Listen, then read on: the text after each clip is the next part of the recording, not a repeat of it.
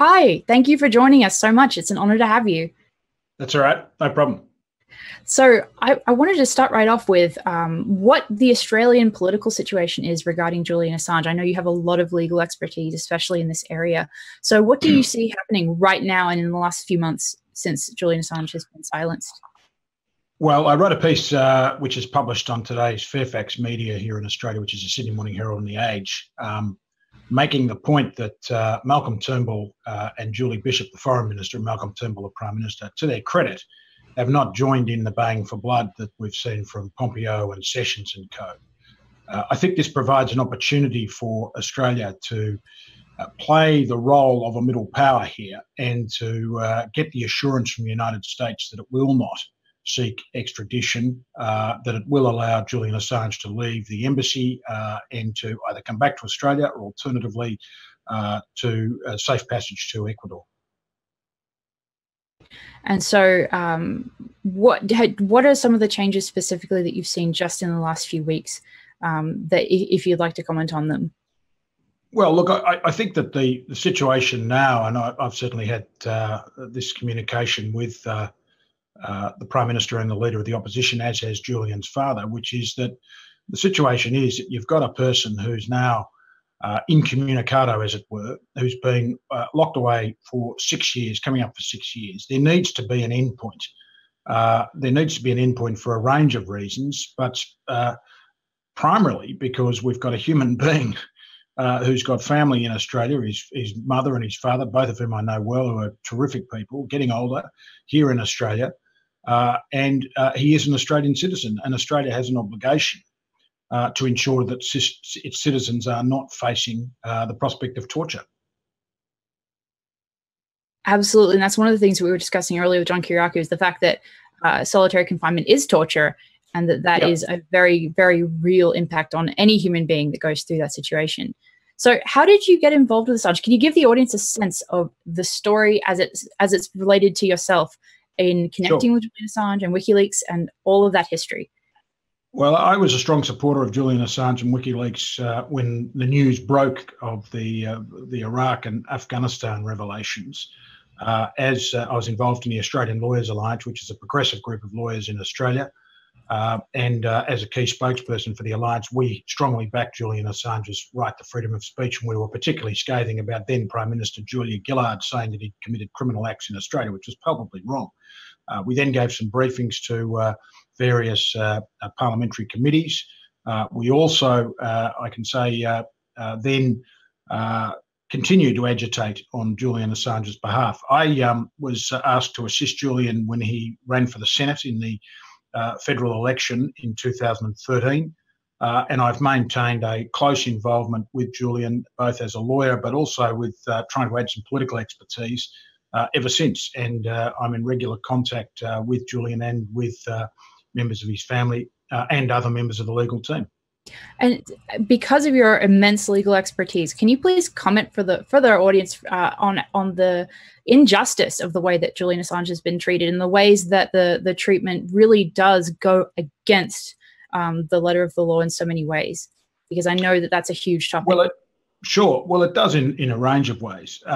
Firstly, let's say this was just a normal case where a person had skipped bail or breached their bail. They would be dealt with by an English court purely on the basis of, look, we're going to impose a fine, don't do it again, and off you go. That's the first point. That hasn't happened. The second point that I'd make is the United States has been running a secret grand jury process. And we now know that this is fact, despite the mainstream media continuing to pour scorn on the idea. We now know it's a fact because we've seen the comments in recent times relating to arrest of Julian Assange being a priority. So we have a person who has had to, the only way that they could stay safe, the only way that they could prevent being refooled, to use the immigration term, to the United States was to seek refuge and seek asylum. Now, normally when a person seeks asylum, there are some diplomatic niceties which take place globally because all countries know that they could be in this situation one day. And a person is allowed safe access, for example, to medical care, which has not been allowed by the British here, and they're also allowed safe access to the airport so they can go to the country from which they have sought asylum. The UK government's conduct has been appalling. I mean, for a government and for a country which purports to uphold the rule of law, the conduct has been well short of that. So that's the legal landscape, if you like. I mean, I have to say, I think at the end of the day, this has now become a completely political issue. And like a lot of these legal issues where you're involving people who are seen as political, it is a political solution in the end. We've seen that in Australia with a number of people in China, for example, who've been caught up in the Chinese legal system and been detained. The solution at the end of the day has not been legal. The solution has been political. And that's not to criticise my colleagues or myself in any way, but at the end of the day, the courts work within a framework. That framework can really only be shifted, I think, with political goodwill. That's really important for our audience to hear. You know, somebody with your expertise legally to say that it is up to us to fight for Julian Assange is really, really impactful. It's a message that people truly need to understand. So from your perspective, what are some of the ways that the audience can actively and tangibly help Julian Assange and WikiLeaks right now in the best way possible? Well, I think building momentum, particularly amongst younger voters. I'll give you an example. In Australia, over 10 years ago now, David Hicks, who was a young Australian who went to allegedly fight with Al-Qaeda, effectively found himself on the wrong side of the war in 2002 or 1 or 2, was taken to Guantanamo Bay. Most people didn't have a lot of time for David Hicks, but what they didn't have a lot of time for was the Australian government allowing a fellow citizen to be palpably tortured at Guantanamo Bay.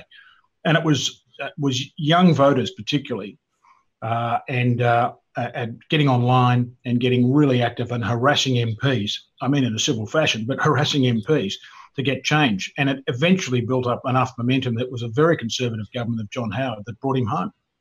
Yeah, that's incredible. And I think that a lot of times supporters of Julian Assange and WikiLeaks underestimate their own power in this situation and the ability they have to really actually change the situation with something that seems to a lot of people to not amount to much, to tweet at their representative, to send letters. But from what you're saying, that is incredibly important and incredibly necessary. I worked in politics for 12 years as a political advisor. Politicians react to volume. They react in democracies. They react to volume. When they see in their electorate office a huge number of letters and emails and tweets coming in, when they saw them coming in for David Hicks, they knew, as they would say, it was a barbecue stopper conversation. In other words, the average Joe was talking about this on the weekend. It wasn't just activists. And I think that's very important with Julian. If you talk to Julian about Julian to people, and I do it regularly, most people say, yeah, it is pretty unfair. Australia should be doing something. And we need a lot more of that because the Australian government is instrumental to this. At the end of the day, he's an Australian citizen. Yes, he's an Ecuadorian citizen, but he has not renounced his Australian citizenship. He's got family ties here, strong ties to this jurisdiction. Not only that, Australia purports to have some leverage over the UK and Washington because it's a strong ally of both. It's in a perfect position, but it will need a strong campaign on behalf of Australians, but not only Australians, people around the world saying to the Australian government, do something. And I know that in the last few days, I've seen a number of tweets from WikiLeaks and I believe WikiLeaks Task Force and the Julian Assange Twitter account to the effect of a lot of activity going on the ground with young people and college students, university students who are protesting and acting for Assange. Can you give any perspective on like the mood in Australia? Like how much are Australian citizens aware and supportive of Assange? Well, I don't think enough. In fact, I had a meeting with a really bright young guy the other day who's involved in a young tech startup here in Australia, in Melbourne. He made a really good point about the Assange support base in Australia. It needs more younger voters, under 30 voters, and he's right. And I think one of the reasons you haven't got it is because it's gone on so long. Julian and the mainstream media in Australia, quite frankly, has been disgraceful in the treatment of the Assange case. My article today is about the first time, and it's to the credit of Fairfax Media that they ran it, it's about the first time Assange has had an opportunity to present to the mainstream media.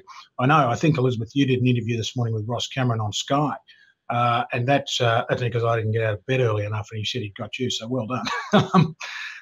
Which was great. It was an honor to speak with him. That was definitely no, it was great because the more voices, the better. And see, he's coming from a sort of right wing perspective, and he's a Murdoch media outlet. So today we covered Murdoch and Fairfax, the two big media outlets.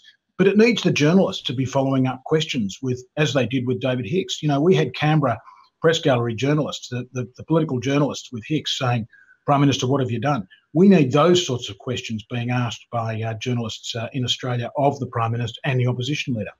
Well, see, that's the interesting thing. So what is the difference between something like Bill Hicks and this case? Why is it that those same journalists are not speaking out for Assange? Has something changed in the situation where they've become more indebted to the unelected power structure, or is it just that they don't feel for Assange? What do you think? Look, it's a really good question. You know, David Hicks had a strong following in the mainstream media.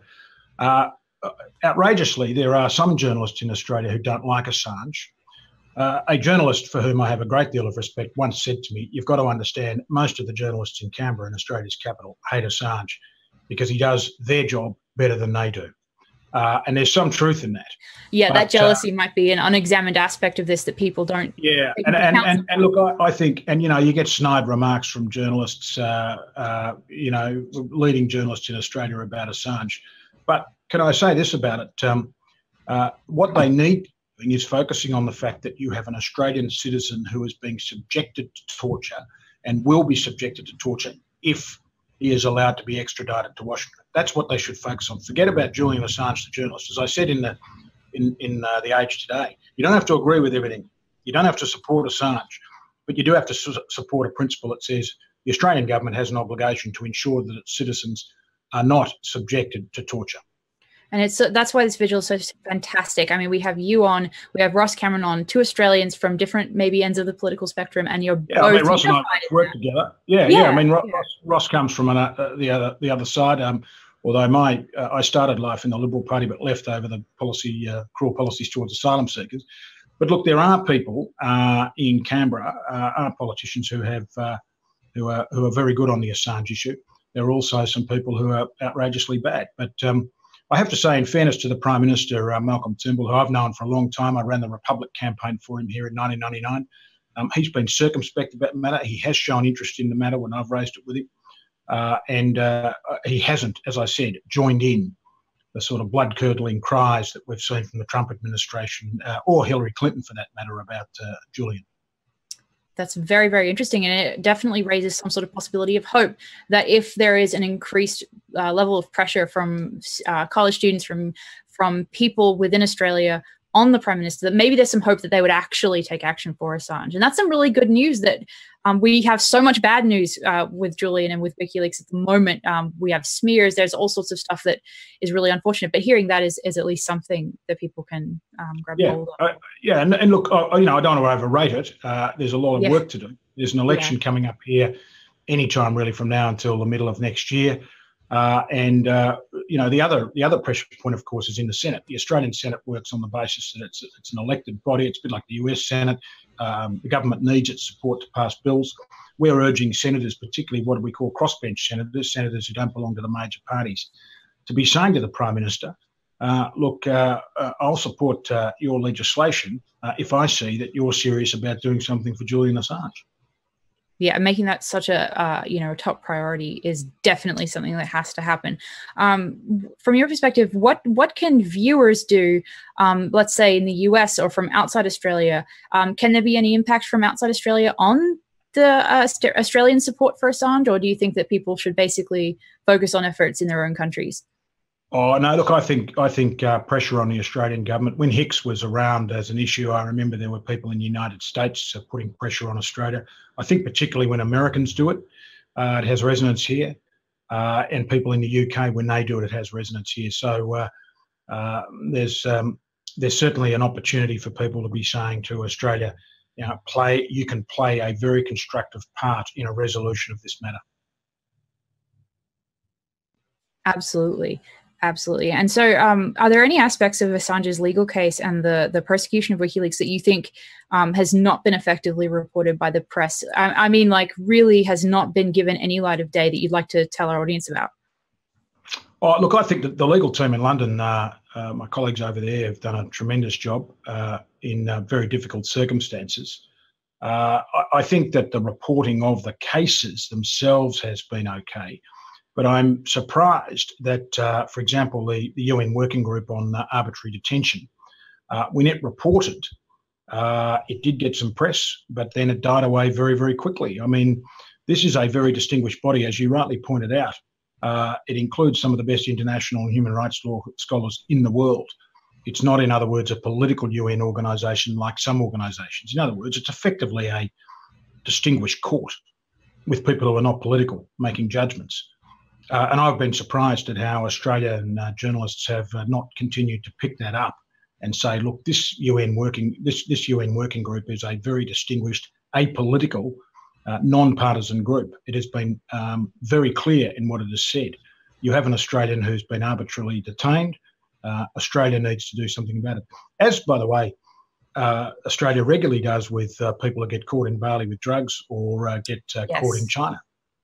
Yes, I'm aware of some of those really horror stories in that on that subject, definitely. And I think that it's also been interesting. I remember recently there was the UK ruling against Assange's legal team, you included, that basically it dismissed the United Nations Working Group on Arbitrary Detention, and it was extremely flippant. And I wondered if you had any comment on that. And I think it was a very narrow judgment, a very black letter law judgment. I'll say this tragically. I think some of my colleagues and some judicial officers take a very black and white view of the law, and what is required is some imaginative judicial decision making, and good judges make decisions and make sure that justice gets accorded in cases. I think that's what I'll say about it. Yeah, well, thank you so much for just kind of expanding on that a little bit. Other than the United Nations Working Group on Arbitrary Detention, are there any aspects of the rulings that have been in Assange's favor that have not been reported on? I mean, I know that we've seen that the media definitely dismisses the United Nations Working Group's ruling, but is there anything else that they also dismiss that you'd like to raise with us? Well, I think they have been extraordinarily uninquiring, or lacking in inquiry, if I can put it that way, when they haven't continued to pursue the Americans over the secret grand jury processes. I mean, the bottom line is that the United States has been pursuing a secret grand jury process over Assange for a long period of time, and yet there's been a reluctance on the part of the mainstream media to pursue that. I think the other issue is that this is a human rights issue, and the problem is people have conflated it. They've said, I don't like Julian Assange, I don't like what he's doing, therefore I'm not going to see it as a human rights issue. Human rights are human rights, irrespective of whom that person is. In fact, sensibly, I had a judicial officer in this country the other day, nothing to do with the case, but we were chatting about Assange, and he said to me, he said, look, I'm not a great fan of Julian, but what is happening is outrageous. And I said, you get it, you understand it. It's not about whether you support Julian or don't. In this sense, it's actually about the human rights of an individual and making sure those rights are respected. Absolutely. And when you discussed just now the way that the press has not followed up on the massive mobilization of the US government and multiple agencies against Assange, I myself was really surprised to see the extent of the reporting on that initially in 2010 that has now just dropped off the radar completely. So I was wondering if you could walk through for us and the audience the history of the case legally for surrounding Assange and WikiLeaks, just a breakdown of how this has developed since 2010. Well, others can probably do a better job than me, but I can say, certainly since 2010, they must have spent literally now hundreds of millions of dollars, US Department of Justice, in pursuing this matter, looking at espionage charges. They got Manning in the most disgraceful circumstances and a very unjust process, but they're continuing to pursue the matter. Now, they've done so in secrecy, which makes a mockery of, again, a country which says we believe in a system of open justice. This has been a deception on the American people. It's been a deception on Julian Assange and his legal team. There have been no other nations, now that Sweden has dropped out of the picture, there are no other nations that are so bloodthirsty, if I can put it that way, in their pursuit of Julian Assange as we see from the United States. I can say the Australian government, there are no legal actions in Australia, to my knowledge. In fact, he committed no breaches of Australian law, and that was put to bed very early on. There have been no breaches of UK law. There have been no breaches of US law. But the United States is determined, and I think being allied with some journalists who are prepared to do its dirty work in pursuing an anti-Assange agenda.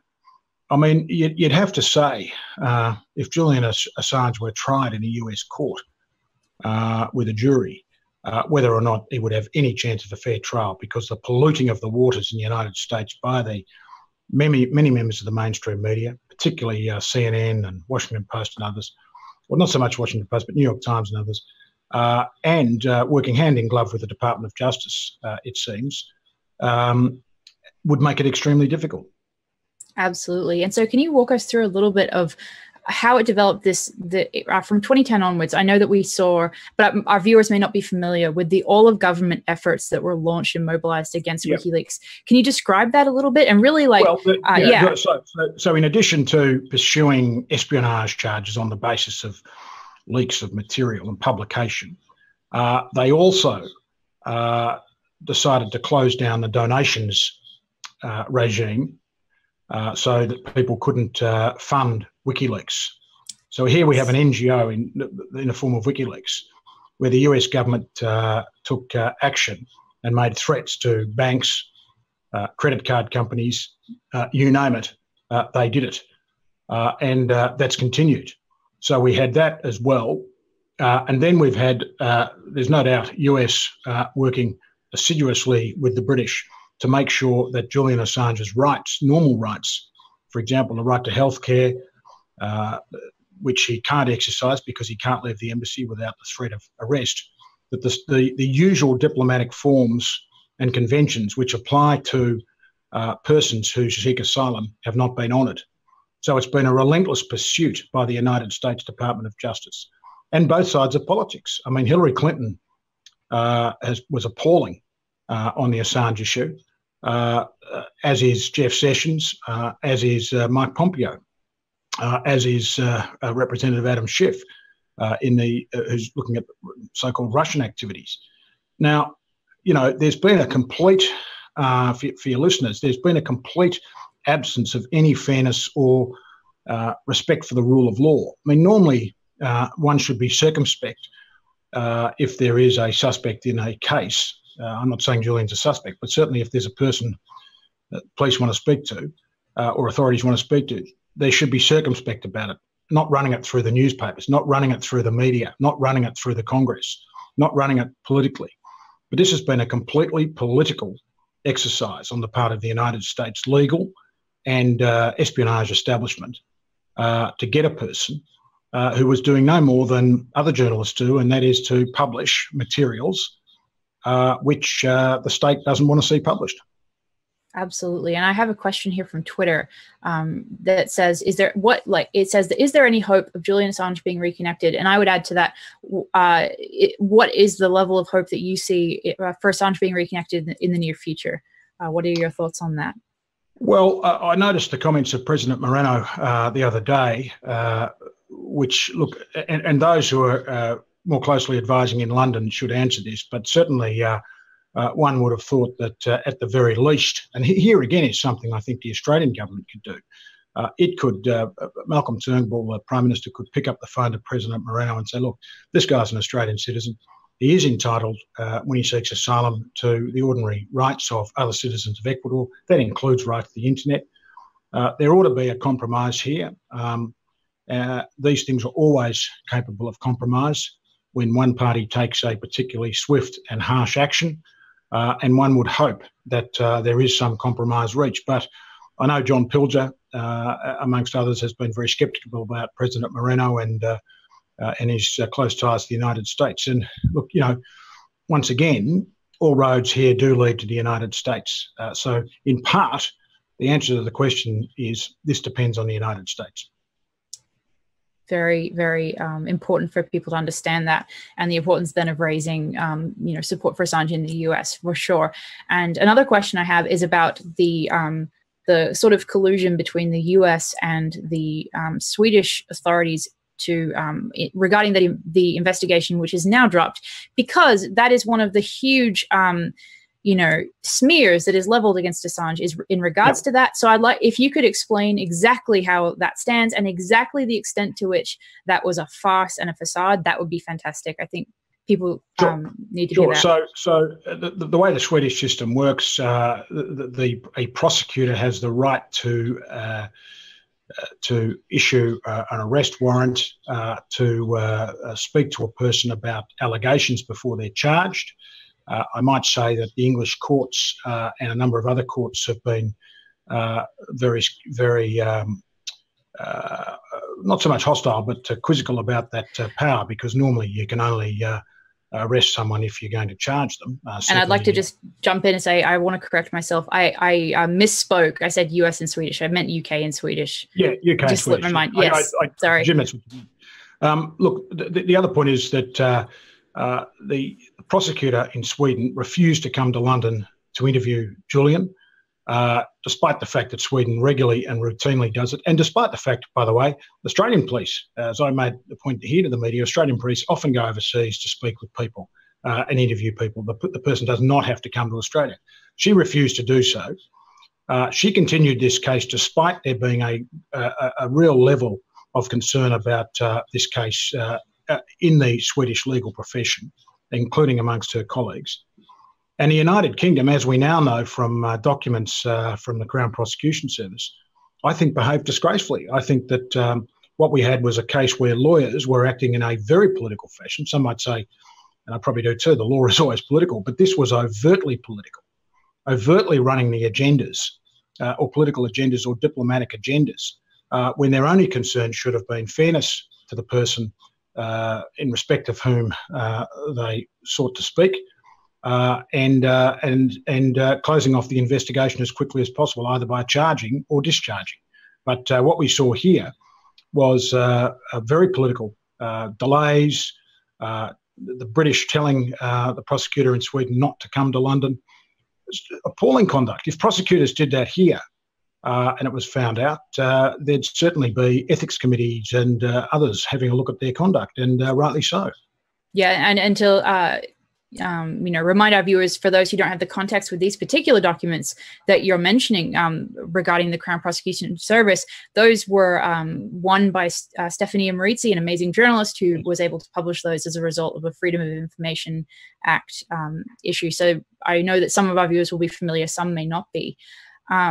The other thing that I was wondering from your perspective, as a legal representative of Julian Assange in Australia, one of the aspects that I've noticed doesn't seem to be remembered by people is this connection between the prosecutor of Julian Assange in the UK and the Pinochet case, and then same with his lawyer Gazon, who has obviously was prosecuting against Pinochet. Can you bring this story to life for people who maybe never heard about it or forgot about it? Sure. So Augusto Pinochet was a Chilean dictator, for those who are young enough not to remember him. Lucky you. He then ended up fleeing to London in the early 1990s, from memory. And there were demands that he return to Chile, but he was in effect allowed to remain in London. He was interviewed, and in fact, there was English court proceedings around Pinochet and around the question as to whether or not prosecutors should come to him as opposed to him having to go to Chile.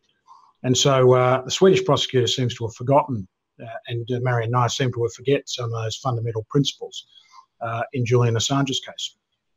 Yeah, you definitely. I thought it was timely to bring up, because you see not only the role reversal in terms of the individual lawyers themselves, but definitely the hypocrisy when we know that Assange is suffering medically and he's not allowed to have medical care versus somebody who was involved in extremely. I should add that the other aspect of Pinochet was that Pinochet was effectively given rolled gold treatment by the United Kingdom government, the government of Margaret Thatcher and then John Major. And in fact, Mrs. Thatcher was a great supporter of Augusto Pinochet. I should have mentioned that. And look, there are other examples. There are other examples of people who have fled jurisdictions and because of investigations, they've gone to other jurisdictions and they have been treated very well. So what does it say to you? Well, what it says to you is that countries such as the UK, which purport to uphold the rule of law and say that the law applies equally to everyone, are talking through their hats, because that's not the case. It's clearly not the case, and we've seen that in the Assange case writ large, as it were. Absolutely. And I think that the fact that that type of history is not talked about consistently is one of the things that really hides the level to which it's so clear that he's a political prisoner. And that's... I could not agree more. I mean, there's no doubt he's a political prisoner. And if Julian Assange, for example, had revealed caches of documents from Beijing or from Moscow or wherever, he would be feted as a hero.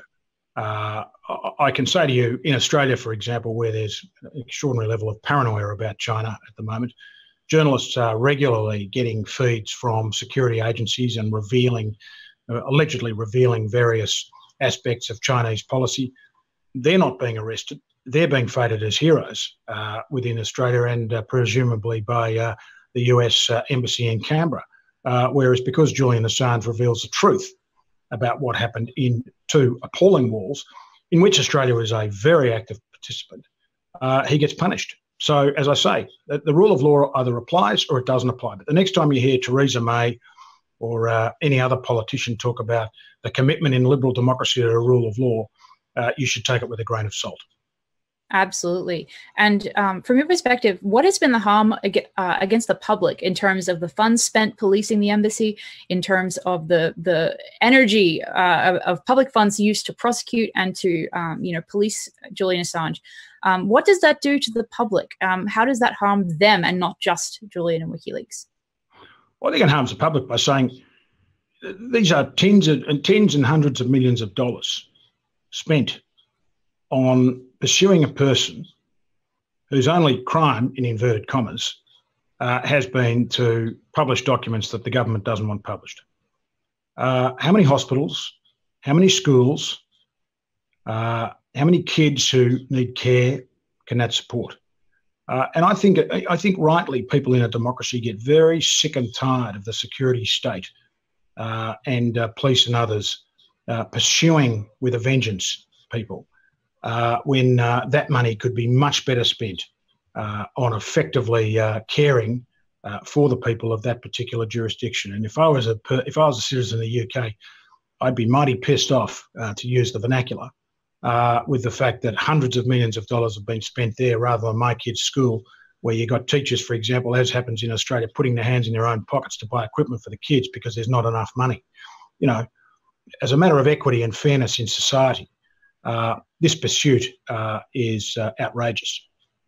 Absolutely. And you mentioned the security state. And I think in a lot of ways, maybe especially recently, we've seen that the security state does seem to, reach across the Atlantic between the US and the UK. And I was wondering if I could get your comment on the UK and the US working together to extradite Julian Assange to the US for an unfair prosecution. I've got no doubt. I've got no doubt that they work closely together.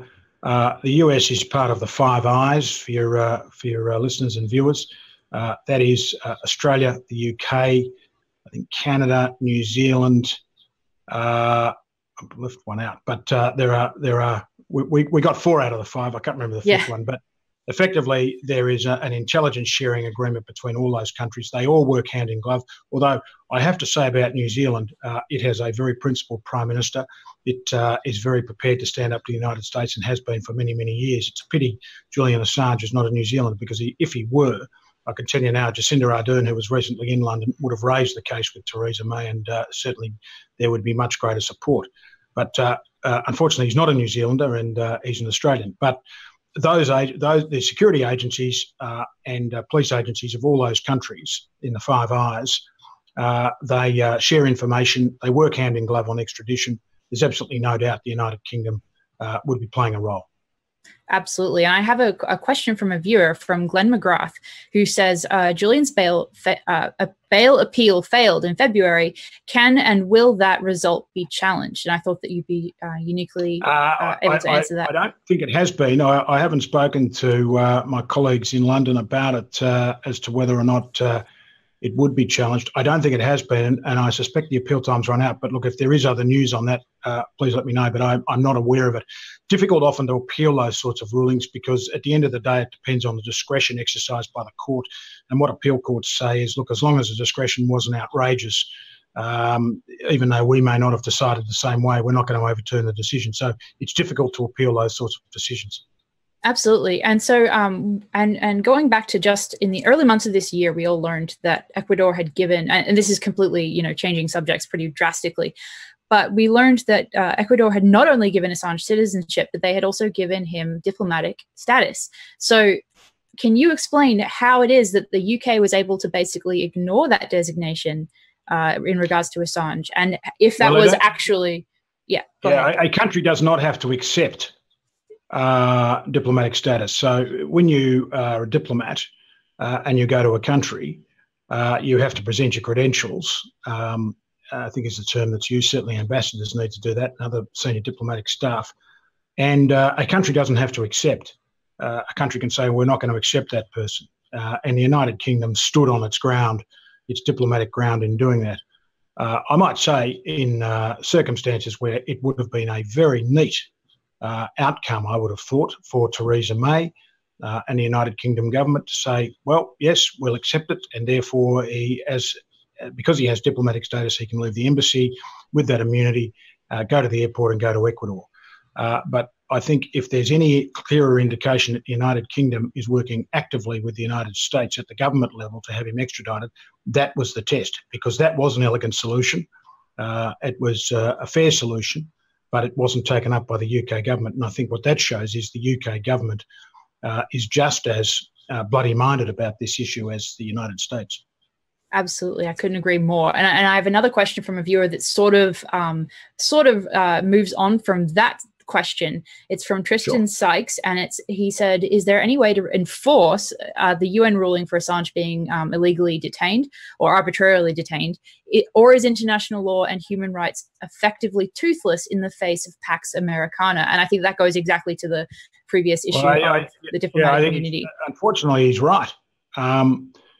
The great problem of international law, whether you be dealing with Wales or Julian Assange, is that the enforceability of rulings depend on the goodwill of governments. We've seen in Australia, I do a lot of work for refugees here, we've seen in Australia a number of United Nations ruling condemning Australia's cruelty towards refugees, asylum seekers. The Australian government has taken no notice of it. And the same with Japan when it came to Wales in the Southern Ocean. And the same when it comes to Julian Assange. Of course, it does show the gross hypocrisy of the way in which the system works, because countries do like to accept international law rulings when it suits them, but not on other occasions. And and Tristan Sykes actually has another question leading on from that, saying, are there any legal consequences for these bad actors in failing to apply that law? And I think you've pretty much answered that, but I thought I would. I think I've answered the question. Yeah, that definitely leads on from that.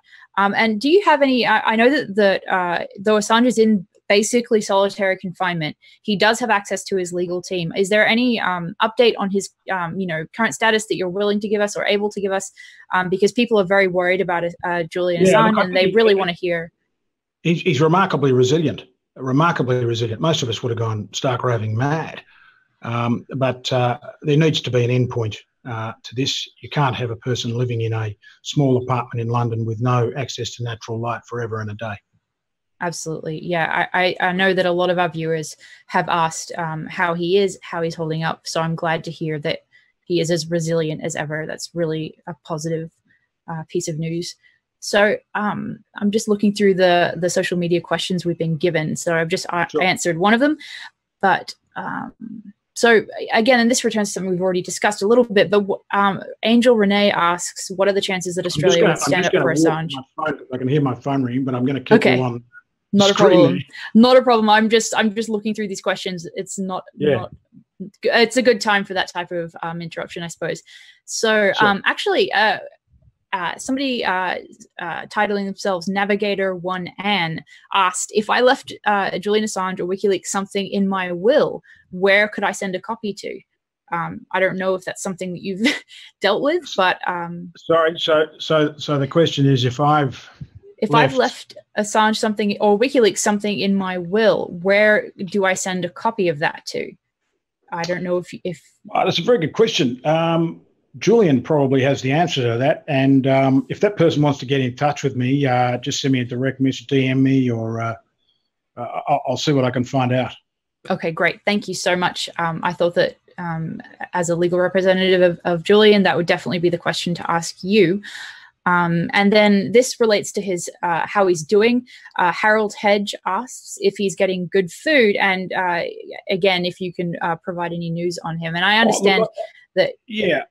Look, I think the problem is, Elizabeth, that it doesn't matter about your nutrition. It doesn't matter what exercise you're getting. A person who's been arbitrarily detained without any natural light for 6 years is going to suffer. I mean, I do a lot of work for prisoners, even those in solitary confinement, which tragically occurs in Australia, would get at least an hour out of their cell each day. So these conditions are worse than are endured by any prisoner in the world.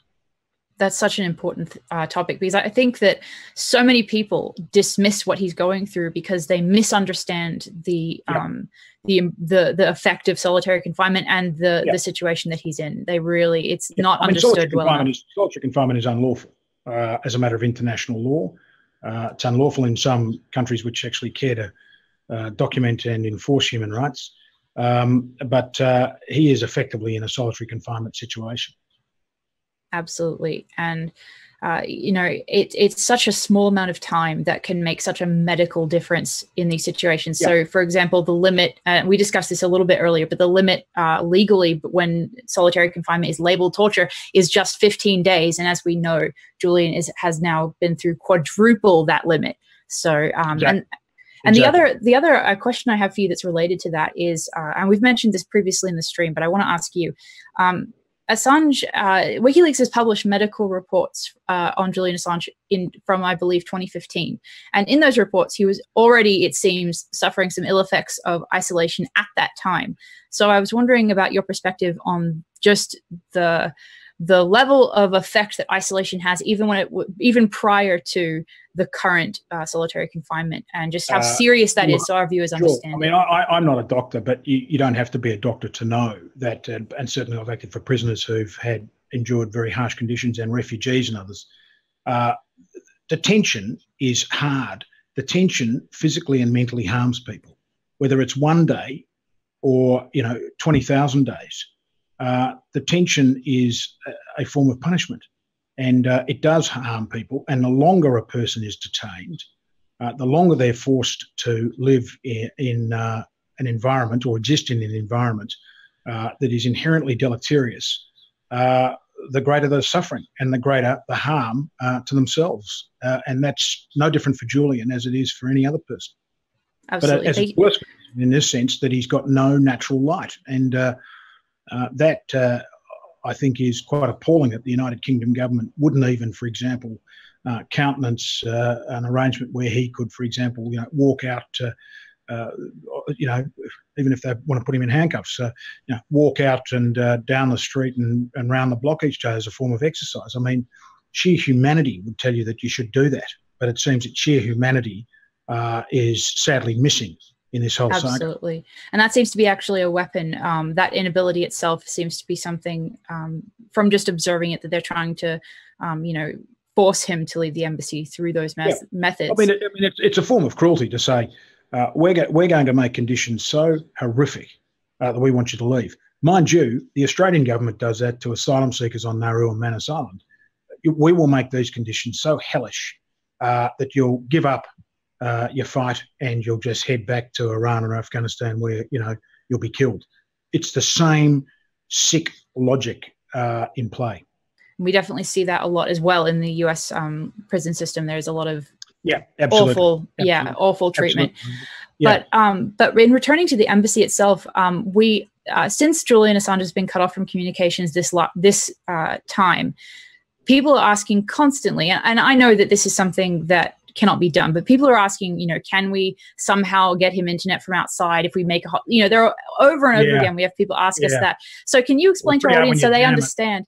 Can they, you can't. Yeah. You can't. I mean, I'm not a doctor and I'm not a tech expert. Yeah, so I know, but But it's I understand it. The system's completely jammed. Yeah. I remember when I was over there in 2013, spent some time with him, and I was going to use my phone to do something. He said, "Don't bother, because it just gets scrambled. It's surveilled and jammed to within an inch of its life." And speaking of being surveilled as well, I know that The Guardian released a number of hit pieces against Assange, and part of that was that that his legal team's meetings with him had been surveilled and recorded. I didn't know if you had any thoughts on that you wanted to share on how. Well, look, the Guardian's conduct, I think, was appalling. I mean, it's odd that a newspaper which purports to be progressive, purports to support freedom of speech, and purports in particular to be opposed to torture and unlawful detention, would decide to spend so much time and effort in what were palpably, cheap journalistic shots. Can I say, in relation to surveillance of legal meetings, that is unlawful. Yeah, legal meetings are privileged. Any lawyer who has a meeting with a client, those meetings are privileged, and you are not allowed to. It's a breach of law to surveil them, let alone to bug them. It's certainly a breach of law even to surveil them. Absolutely. And that is such an important, I mean, there are so many aspects of this that do not receive, obviously, enough attention, and the gravity of these facets of the persecution of Assange is so underestimated, I think, by so many people. Yeah. Are there any other aspects of the case or of the current situation that you want to update our viewers on, or to encourage them to act in any way? Sure. I think, Elizabeth, just to go back to finish off, just to go back to what we talked about at the start, I really urge particularly younger Australians who are watching this, New Zealanders, it doesn't matter where you are in the world, get onto Twitter. Malcolm Turnbull is tech savvy, our Prime Minister. He's got his own Twitter. I think it's Turnbull Malcolm. It's a simple one like that. Get onto that, not with abuse, but constructively saying, hey, big chance here for Australia to help a citizen who really, really needs that support. They can retweet my article today from the Fairfax Media. They can, I'm Barnes Greg. It's my Twitter feed, B-A-R-N-S, no E. There's a guy in Texas actually called Greg Barnes with the same spelling, and he and I get, he's a storm chaser. He chases Texas storms. So sometimes I get these, hey, great storm chase, Greg, and I don't know what they're talking about. Then I get it. But anyway, I'm Barnes Greg, not Greg Barnes. So Barnes Greg. And email the Prime Minister's office. The Leader of the Opposition, Bill Shorten, same thing. I mean, Labor needs to join in on this as well, the opposition. They will possibly be the government here next year. So Bill Shorten, the opposition leader. Penny Wong, the opposition shadow spokesperson. Julie Bishop, the foreign minister. You've got to really hammer these people. But as I say, not with abuse, but just, this is an Australian citizen who needs assistance in the same way many Australian citizens need assistance. He's got to get it because that's your duty as a government. Absolutely. And that goes to, that actually answers a question that I had not asked from Greg, which asks how we can help convince Malcolm Turnbull to explore diplomatic options, and do we write tweet blogs? So that definitely answers that that question. I think also in London, if you're in London, go to the Australian High Commission. George Brandis, who's now the High Commissioner, is the former Attorney General here. He knows this case very well, very well. He didn't do anything on it when he was Attorney General, but he is now the Australian High Commissioner in London. Get onto the Australian High Commission, hammer them, because they've done nothing. Partly because Alexander Downer was there, who's extremely conservative and a supporter of the United States. Brandis likes to see himself more as a small L liberal, as a more genuine liberal than conservative. Well, let's see, George, if you as the Australian High Commissioner, with the #1 detainee in the United Kingdom, whether you can actually put into effect some of the principles you say you've got. And Australians and others in the United Kingdom should be going to the Australian High Commission, getting in touch with the Australian High Commission, and really putting pressure on Branderson as High Commissioner to act. Absolutely. And speaking of that type of action and reaching out and letter writing, tweeting, and all of that, I know that the Assange legal team and especially one of the Twitter accounts at Assange Legal recently put out a post, I believe in the last 2 days, that was encouraging supporters of WikiLeaks to not only talk to their representatives and everything that we've already discussed in this segment, but also to put pressure on humanitarian NGOs, press freedom, all of the NGOs that should be supporting Assange but aren't. Be supporting. I mean, Amnesty. I mean, Amnesty should be supporting this cause. Reporters Without Borders. Human Rights Watch. This should be bread and butter for them. Leave aside the fact that they mightn't always agree with Julian Assange. That's not the point. I mean, I've had people say to me, for example, I don't like his attitude to Hillary Clinton. Too bad. I mean, that's, leave that at the front door, come in, have a discussion, and see this as a humanitarian issue. If we're going to just pick and choose who we support on the basis of their politics, then that's not what human rights is all about, and it shows a great deal of hypocrisy on the part of those who purport to support human rights. Absolutely. And I think that if any of the viewers and listeners want to access the template that justiceforassange.com has, I will later, or if my tech helpers could please link that to the chats for us, that would be fantastic, because that was a really important document that was provided. There's a template you can use. I agree, Elizabeth. I agree. Yeah, so, I agree. I think that was important to mention and highlight for people for sure.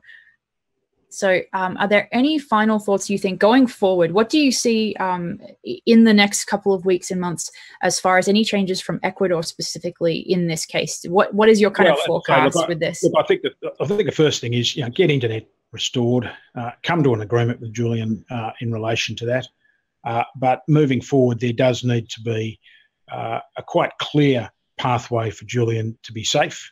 And the time to do that is now, because things are coming to a head, and the current situation is unsustainable. Absolutely. And we know that Elena Moreno, the current president of Ecuador, has called the situation unsustainable, but at that time he was trying to negotiate that what you call elegant solution to get Assange out. So very important I totally agree. And thank you for the time today, Elizabeth, and well done on this initiative. I think it's so important to hear these voices. I heard your previous speaker, and as you rightly said, what's interesting about the Assange issue is that it does encapsulate people from across the globe, from different perspectives. It unites them. Absolutely. And that's exactly what we're trying to do here. And thank you so much for speaking with us. And again, Greg, I just want to say that Greg is a legal representative of Julian Assange in Australia. And we are so lucky that you have joined us and spoken to us and explained some of these legal issues that are either not known about, like the Pinochet issue, or are misrepresented in other issues and facets of this. No, thank you for the opportunity, Elizabeth. Right. Thank you so much.